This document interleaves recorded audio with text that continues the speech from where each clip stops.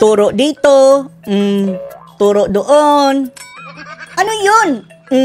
Picture dito, picture doon. Yan lang daw ang trabaho ni BBM, mga kababayan. Puro optics. Puro pasikat. Pero hindi nararamdaman ng taong bayan yung kanyang talagang ginagawa, mga kababayan. Dahil walang mabubuting mga ginawa, mga kababayan. Puro kabalastugan. Ito kasing gobyerno, mga kababayan, tatakbo lang kasi ito ng kusa. Dahil, andyan na ang budget eh. Pero, ang katanungan, mga kababayan, nagagamit ba ang pondo natin ng tama? Yan ang problema ngayon, mga kababayan, dito kay BBM, ayon dito kay Roque.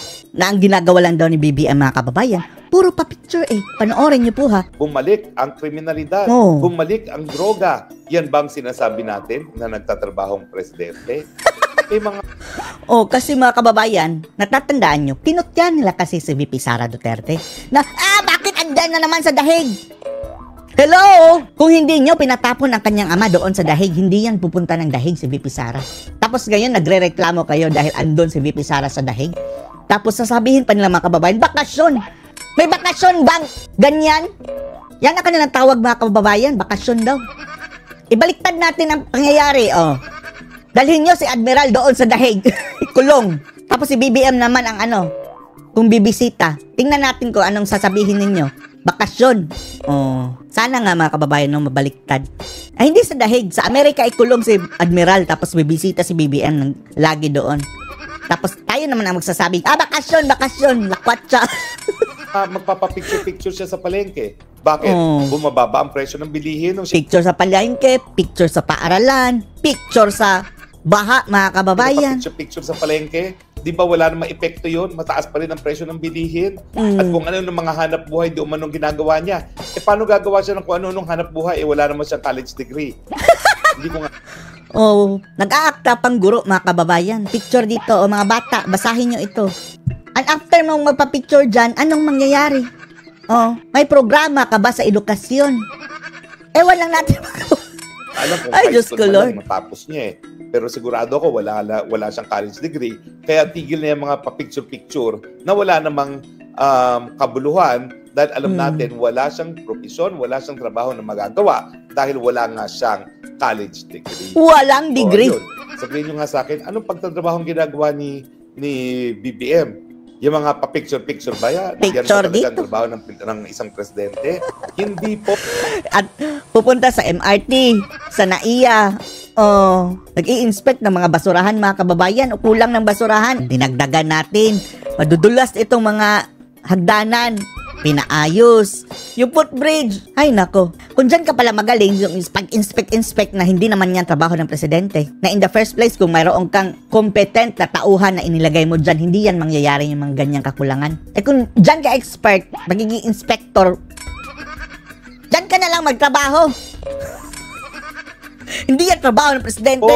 Ang trabaho ng presidente, magbigay solusyon sa problema ng bayan. Pero ang presidente Marcos Jr., siya ang problema ng bayan. At isa sa pinakamabigat na trabaho ng mga kababayan, presidente, yung siguraduhin niya na ang kanyang mga tauhan, mga kababayan, ay mga matitino.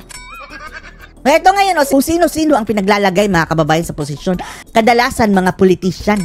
Sina Gibo, Rimulya, 2 Rimulya, at iba't iba pang mga personality, mga kababayan na, ay, Diyos ko, Lord.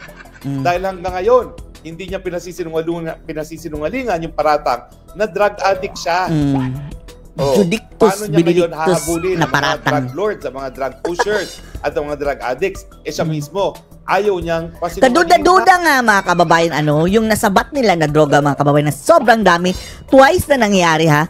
Biglang, nakita lang dyan, sumulpot lang dyan, mga kababayan, sa kanila lumapit, walang operasyon. Para sabihin lang na mas marami silang nakuhang droga, sumulpot lang sa kanila. Diyos ko, Lord. Diyos ko, Lord. Yung mga paratang sa kanya na siyang numero 1 cocaine user ng Pilipinas. Nako. Yan ba pagtatrabaho ng Pilipinas, mahiya naman kayo dyan. Mahiya naman talaga sila. Nakakakilabot naman kayo. Tapos si VP Sara ang kanilang pinag-iinitan, mga kababayan ngayon. Ginagawan-gawan ng issue na nagbabakasyon daw sa ibang bansa. Hindi daw nagtatrabaho. Itinanggalan nyo nga na pondo para sa kanyang mga programa. Dinipit sa Department of Education, mga kababayan, na maganda na sana ang pagpatakbo. Si VP Sara ang pinaka-trusted mga kababayan, numero unong gabinete, pinakamagaling na gabinete ayon sa survey ni BBM. Yun pang ginigipit nila mga kababayan, ayun, umalis. Ang naging reaksyon ng Malacanang na di umano, samantalang si Presidente Duterte daw ay busy-busy sa pagtatrabaho. No, hindi. Si Presidente Marcos. Ngag-ngag. Busy-busy sa action. Yan talaga ang kanilang description mga kababayan. BP Sara daw ay, ayan, biyahe ng biyahe. Well, unang-una. Lakwatsa ng lakwatsa, bakasyon ng bakasyon. Tapos si BBM, action. Ngag. Hanap yung trabaho kay BP Sara. Ang VP po, ang Vice President, ayon sa saligang batas natin, ang siyang nakatalaga na susunod na presidente kung kahit anong dahilan ay mawala ang presidente.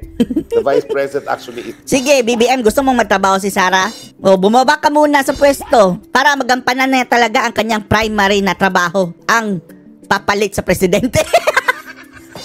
Diba? O, mga ungas mga kababayan, gusto nilang magtrabaho si Sara. Sige, bumaba ka dyan. Nanggampanan ni Sara ang kanyang trabaho na papalit sa presidente kung inutil na ito. Sa spare tire. Hindi ko nga alam kung bakit ang mga tao ay gustong tumakbo ng Vice President. Siguro, kung malapit ang relasyon ng tumatakbong Presidente at Vice President, merong pangako na kapag nanalong Presidente at ang Vice President together, itatalagang bilang kalihim ang Vice President. Tinalaga nga dati, di ba? DepEd. And then, nagselo sila mga kababayan dahil natiktiktan nila mga kababayan, di ba? Ang DepEd nagpupunta-punta sa ibang lugar.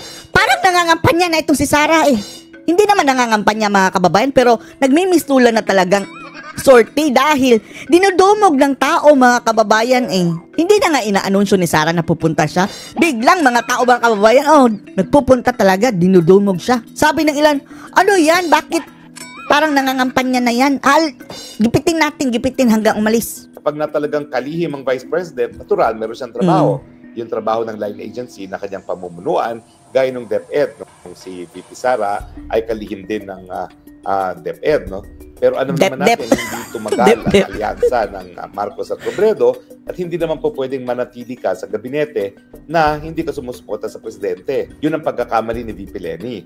Kasi binigyan siya... Lutang yun Ang problema kay Leni mga kababayan, grabe yung atake. Si VP Sara, wala yung atake Nananahimik lang yan mga kababayan in the first 2 years. And then hindi na matiis mga kababayan Ginigipit na siya. Ini-issuehan ng confidential pan. Lahat. Mga kakampi na natambalustos mga kababayan. And then, nung lumaban, biglang naging kontrabida na si Sara. Tinanggap niya ang isang posisyon bilang isang miyembro ng gabinete, bilang housing czar, pero ayaw pala niya na makiisa kay Presidente Duterte. At ang dahilan kung bakit siya naman ay tinanggal ay dahil siya pa ay nagwawakwak kay Presidente Duterte sa international forum, no? At hindi naman dapat yan dahil ang gabinete ay isang alter ego ng Presidente. So tama po si VP Sara na siya'y bumitiw sa kanyang pwesto bilang kalihim ng Department di ba mga kababayan? Tsaka palang bumanat si Sara nung bumaba na siya sa pwesto. Education, nung malinaw na ayaw niya maging alter ego ng Presidente. Ayaw natin maging alter ego ng bangag, di ba? So, dahil hindi nga siya miyembro ng gabinete ng Marcos administration, natural, ang tanging trabaho niya is to become a spare tire. Pero hindi naman po nag-aaksaya ng panahon si VP Sara. Inisa-isa po niya doon sa question ng, ewan ko ba kung sino yun, hindi naman po regular reporter yun, hindi ko po alam kung ano talaga ang trabaho niya. At sarcastic yung pagkakatanong niya. Maangas mga kababayan, baka yun, pakawala yun ng mga makakaliwa. Hindi raw siya nagtatrabaho si VP Sara, at gala lang ng gala. Well, dinitali po ni Presidente, ni Vice President kung ano yung mga proyekto ng kanyang opisina, bagamat napakalaki talaga ng tinapyas ng Kamara de Representantes sa budget ng Vice President. Sa budget ni Sara tinanggal. Yung kanyang mga programa sa edukasyon, yung kanyang programa sa kalikasan, yung kanyang programa sa... Isang araw lang yun tambalustos mga kababayan sa ayuda-ayuda. Ang budget ni Sara buong taon. Isang araw lang na nilustay ni tambaluslos sa pamimigay-bigay na ng ayuda. Dati kanilang sortie mga kababayan, billions, isang araw lang ginastos na on that day. Grabe. Tapos kay VP Sara buong taon na, ang dami pang natutulungan. Finance, yung sa disaster operations, yung libreng sakay program ng kanyang opisina, yung feeding program na abay nagresulta na sa mga... Yung mga ilan mga kababayang programang iyan dati pa yan pinagpatuloy lang ni Sara mga kababayan sa makatuwid. Napakarami pang mga tauhan ni Sara, mga naiwan dyan, mga dilawan na mga tauhan ni Lutang mga kababayan. ni Binay. Hindi niya tinanggal. Hinayaan niya lang. Mga obese na mga Yan na, mga puting ahas sa mga ano dyan. Bangag. kabataan, no? Mantakin nyo yan. Gusto lang niya makatulong sa mga nagugutom na kabataan. Abay, tumataba naman ang mga kabataan. Well, sabi nga niya, hindi dapat tumaba ang mga kabataan, gaya ko, no? Pero Gaya at least, no, kaysa nagugutom, nagkakaroon ng mga matatabang mga bata. Tumaba uli si Roque, no? In fairness. At Oh, saka mabuti syempre, naman. At gumanda ang buhok mga kababayan bago ata, no? Nagawa niyang programa na ini-explain sa taong bayan kung bakit Maraming programa si BP Sara. Basta, mga kababayan, hindi masasabing tamad si BP Inday. Si BP Inday pa, walang ibang trabaho yan, mga kababayan, kundi magserbisyo. Naging mayor yan, matagal na panahon na. Araw-araw nagtatrabaho. Tapos, siya pa ang pagbibintangan niya yung na bakasyon. Tapos, si Bangag pa ang magaling, masipag, action. Pweh! Oh, anong masasabi niyo dito, mga kababayan? Post, damas below.